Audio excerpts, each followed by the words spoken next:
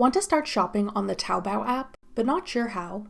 I'm Jessica, and in this video, I'll show you how to download and install Taobao.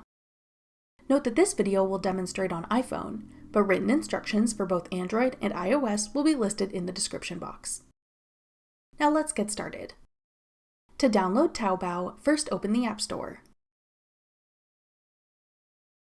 Go to the Search tab.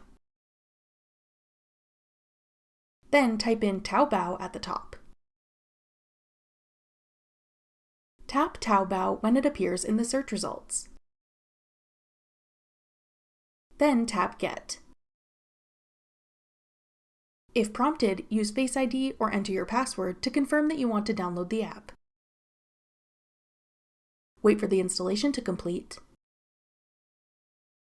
Then tap Open to start using Taobao. That's all it takes to download Taobao. Want to try out other online shopping apps? Check out this tutorial next. Click the video on your screen now to watch. Thanks for watching. If you found this video helpful, we'd love it if you'd hit the like button below and subscribe to our channel.